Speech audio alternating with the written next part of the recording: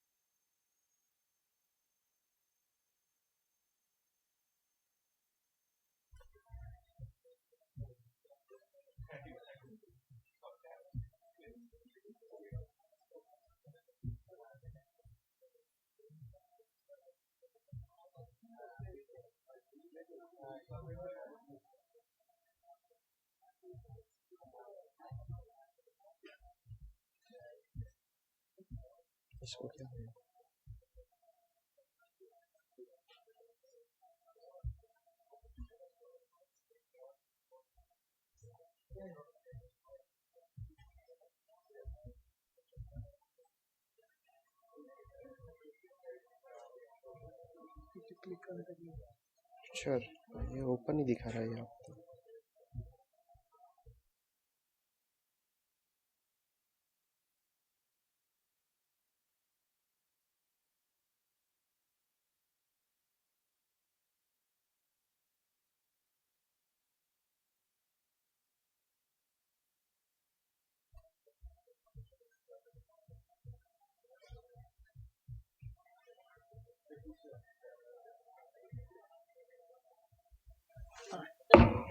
Thank you.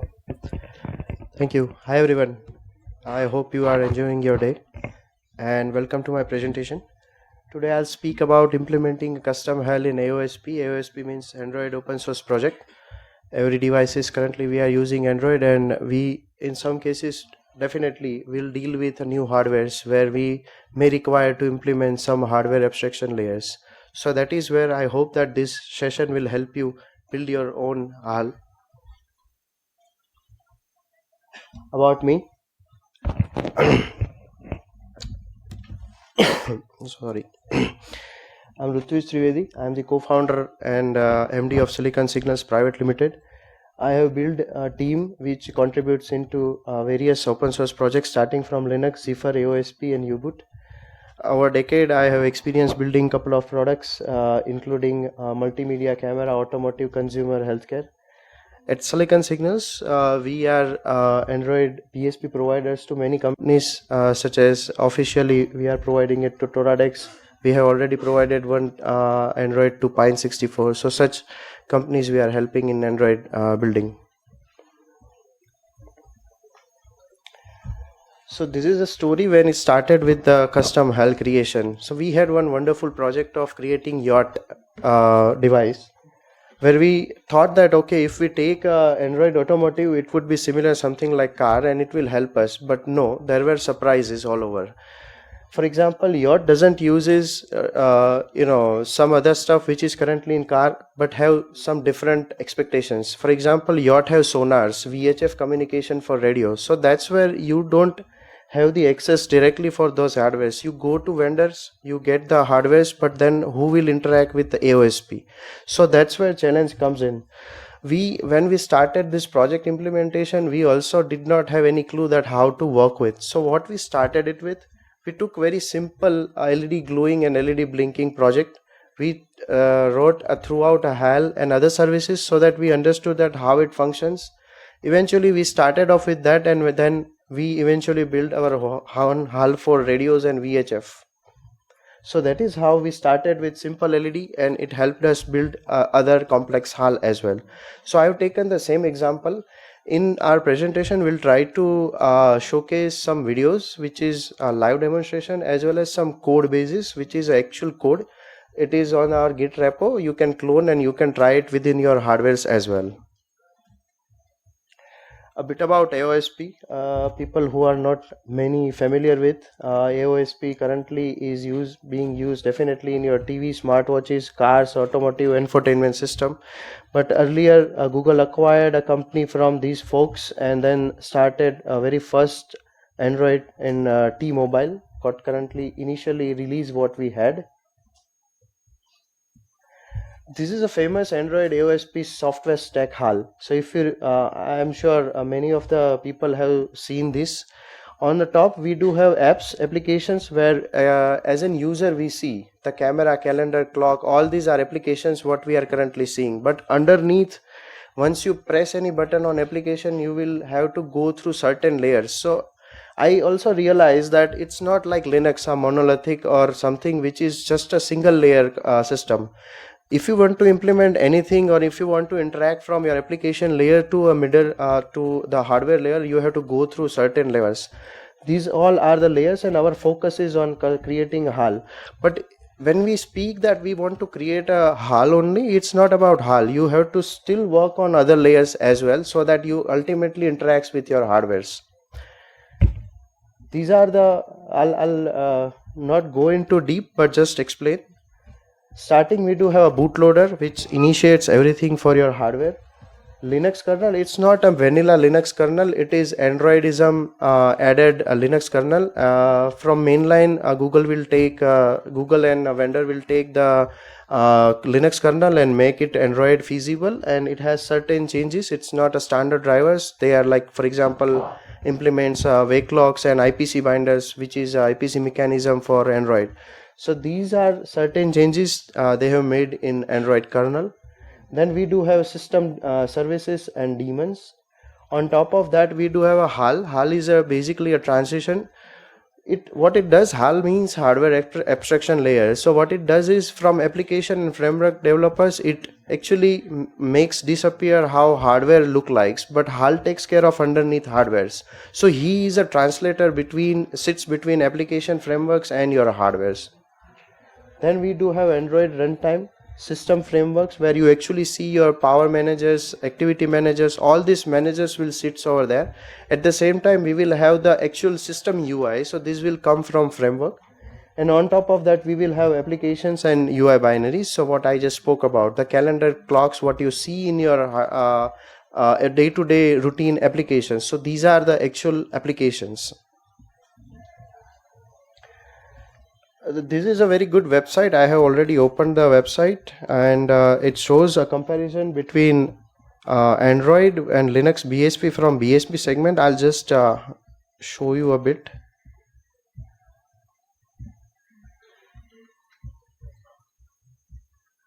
It's not helping me move from this, so sorry. Oh, I don't think it will work. Let's keep that. Anyways, you can scan the code and you can get the understanding. It's basically a comparison on all the layers of let's say kernel libraries, all the layers. You can check what is the difference between Linux BSP and Android BSP. That's not actually our topic. We'll move quickly. Now, when and why you may need a HAL to be created. For example, you are a SOC or a peripheral vendor. So that's where you are building it so that it can integrate it with any other hardware or processor. That's where you will need to supply custom HALs. But apart from that, if you want a hardware functionality which is not covered by current peripheral, or you may support some hardware which is currently available in Linux, but you want it run on, for example, in Android. For example, such a FM and radios. For example, some input and output is already available, but let's say it's not standard. Let's take an example of stylus in Samsung Google Note. So it's input output itself that is already available, but stylus needs some extra additional features. So that's where you may require your HAL for to handle the pressure, sensitivity and detections. These are some of the standard cases where you may think of creating custom HALs. Now, before jumping into HAL, we should be knowing that what type of HAL are available and what type of HAL we are going to do a development of. Earlier, we had a very classic HAL. The classic HAL is currently not being used, but classic HALs mean there is no separation or isolation between frameworks, apps, and your vendor partition. So basically what happens is you will have a binary blobs.so files. The frameworks, when they want to use, they just have to load those as so files, and then they have to call the dl ops operations. Ultimately it will run in a single process. So for example, if HAL crashes, framework and apps definitely will crash. So there is no isolation. Then Google will came up with certain series of HALs, new HALs. Currently we are using binderized HAL. Binder means IPC is given. So there is a vendor, there is a framework. They are now separately running in their different own processes. They directly cannot talk to each other, but they will have IPC mechanism in place. IPC is a kind of a socket mechanism where you create your stub and proxies. You talk to that binder, and then you talk to the actual hardware abstraction layers what you want to talk. In such a way, what happens is, for example, if HAL crashes, your framework still can get alive. There is one more opportunity we are currently having. Currently Google is enforcing AIDL HALs. Previously we had HIDL HALs available. Now HIDL was earlier complex and not developer friendly, and it doesn't allow modularity. So if anybody wants to update, for example, nowadays if you see, Android upgrades are very less tedious, less complex. As a perspective, if you keep a developer, it's now becoming not time consuming. It's just because of separation on all the layers. Now we do have AIDLs, now we do have vendor partition separately available, now we do have WinTef in place. So all this is allowing that vendor is separately been driven, and the generic system from Google is separately driven. So framework can be ported as it is, and you just have to work upon your vendor HALs, which takes care of, and even Google nowadays provides you some compatibility. If you put that compatibility in place, what will happen is you'll have to just implement what Google expects you. You can definitely extend your functionalities over there, but what will happen is all the other components will, as is, you can copy from one project to another project, and at the same time you'll have to work upon your vendor drivers. So now the quick and secure way of Android upgrades, we can have it. So that is the reason why we do have now all these layers of, currently we are using binderized no-shim wrapper HALs. There is a huge difference between amongst all of them. If you want to read more about them, definitely you can scan the code and you can go in deep into that. So now we are demonstrating the custom HAL. Now for custom HAL, this is something we have created. This is a generic layers. The green highlighted mark is something what we have created. We are currently taking an example of LED, standard LED. We are starting with small. In application layer, you will have to create one standard application, which in our case we have demonstrated with two buttons, LED on and LED off. But you will see that if you want to build something like that, you will have to go certain stages. You will have to implement all these layers of changes to be applied. Frameworks, you will require APIs to get exposed to the application, and when they call get service, they should have some instance available. So for that instance to be available, you will have to register your services and your HAL stubs over there. You will do this via binder mechanisms. Binder is again an IPC. For that you will require SS. SS is something we call a silicon signals light or silicon signals. We have kept a prefix over there. So SS light service will have to create. We will not touch anything in native libraries and Android runtime. And this is our HAL code. That's where we will have our HAL implemented. In CPP we have implemented. In framework you will have to again implement the JNI layers. JNI is native interface which takes care of calling Java methods to be so there are system calls. You require system call to be applied in your what we call HAL side. So that's generally cannot be directly done via Java code. So for that you need you require a native layer interface that is written in C language. So that is where JNI come into place. That will sit in the framework layer. The HAL layer definitely is something where a system call directly to a kernel will going to be made. and that is a very down layer which is called a kernel layer. It is actually having a LED driver. Here in our case we do have sysfs entries available. Sysfs, via sysfs entries, open and close call or IOCTL calls, we are going to talk to the HAL. So from application layer, once you press the on or off buttons, you will have to go certain deep level, and then that's how your call will reach to the actual hardware. So that is actually the implementation. Now we do have a code available. It is on our GitHub repo. I'll try to showcase those codes over here to you. We will not go into deep of the code. The codes are already running on Toradex hardware. We'll understand that what are the important phrases will require to understand.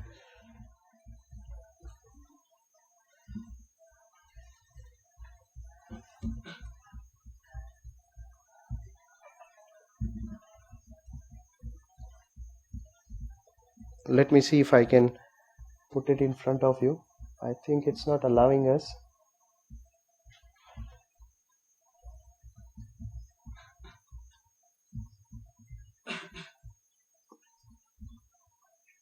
I'm so sorry.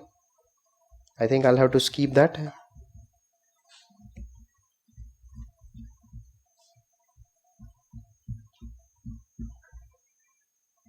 I already had open codes in my system, but I couldn't show it because currently it's not allowing me. These are different layers where you have to implement your changes. This is on the kernel side. This is on the kernel side where we are taking the sysfs entries.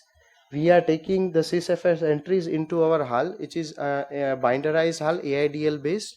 We are going to take the upper layers of call. We will use the system calls and we'll translate via this sysfs entries to that. The key point over here is HAL communicates with the hardware, and that is not actually accessible or usable via frameworks or your applications. This is on the HAL side. HAL is where I would directly jump into the implementation stage. That is where you have to create services, as well as there is a directory called hardware interfaces where you actually put your binderized HAL. It is going to call the operations in system calls, which actually talks to the hardware interfaces, what we just have seen, like sysfs entries. This is on the top layer, the framework layer. This is totally independent process. Currently it is running because of thanks to this binderized mechanism. Currently we do have this a separate process running. Framework is actually going to register some services. I wish I could have shown you the code in my GitHub, but not. You can definitely map this PDF with those codes once you are offline. Here we have to write Java runtimes method. Here we have to write some services which actually get registered with the system servers and exposes the framework's APIs to application layer, where application actually interacts with getting the you will also have to write some managers. In our case, you will find a manager called SS Lite Manager, I believe. So that is actually going to expose the APIs underneath, and that is actually going to talk to JNI and then traverse the call through HAL. Then on very top layer, you will have to write an application which is just Android APK. You will have to get the buttons instance and just you get the services what you have registered from the framework layer, and after that you will get the instance of that service, and then you run that services call with your on and off. Eventually it will pass to your hardwares going through all these layers.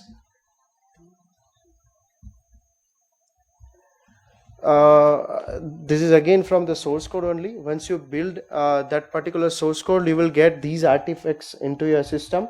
You will have some services, you will have the custom HALs, you will have WinTF and init script.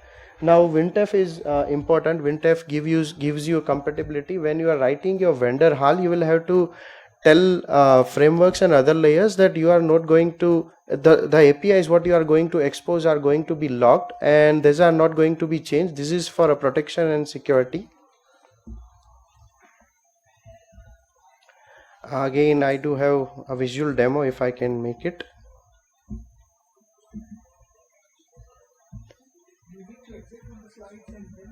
I think it is even I tried exiting.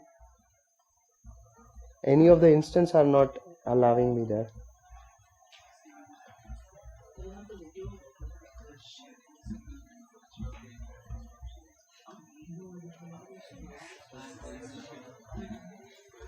Let me try if I can get that.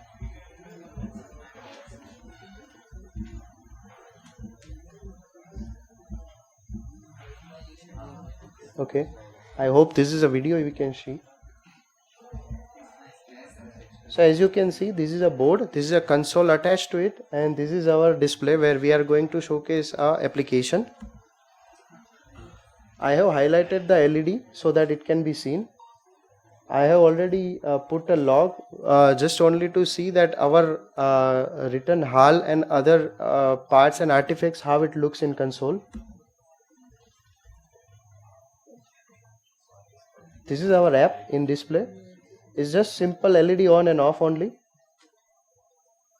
Now see, once we press LED on, it has certain things and LED ons. Now here, as in safer side, as initial level, we have bypassed the SE Linux policy, but in product, we don't recommend that. In product, you definitely will need SE Linux policies. Currently, we have bypassed that. It can be seen via RC files, which is a boot time script available in Android. Again, for off, the similar thing will happen. So this is a quite short of a demo. The code for the same demo is available in the GitHub. Earlier we have seen. I'll come back again on the slides. Somehow it is the Mac problem.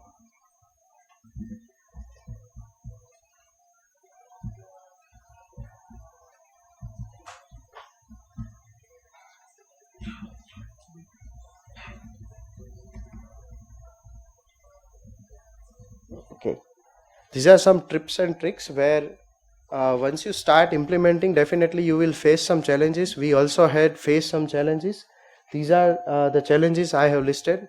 Unfortunately, I don't have much time to talk about it, but I'll be able to share this slide across to you people so that you can just map it with the code, with the demo, and with the tips and tricks what you might face in your development.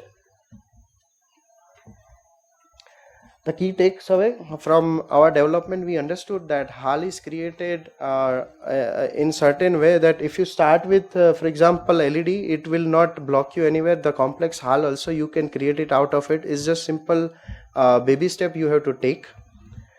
The HAL can be used as a scaling your hardware functionality to the level where you want. You don't have to be dependent on the vendors anymore now.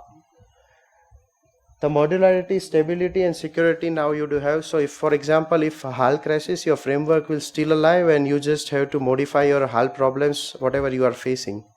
So I think this is the steps we have taken. Now if you take the LED, you can move it to the cars, infotainment's HAL creation, or you can move it to the yacht creation, yacht's infotainment system or any other creation, which gives you the HAL and hardware's abstraction layer to be created by your own. This is a privilege you can get by customizing your HALs. And I'm at the end of slide. Thank you very much. Unfortunately, I couldn't showcase the actual code what I wanted to showcase. And some credits. These all demos, these all preparation couldn't have been possible without all these my folks working with me. So I'm at the end. Thank you very much for tolerating me for this time. Thank you. Any questions? Unfortunately, I couldn't showcase code. So I believe that once you see the codes and you try it with yourself, you will understand more and then you may have some questions. If you have questions, definitely you can reach me over emails or any other mediums. Thank you very much.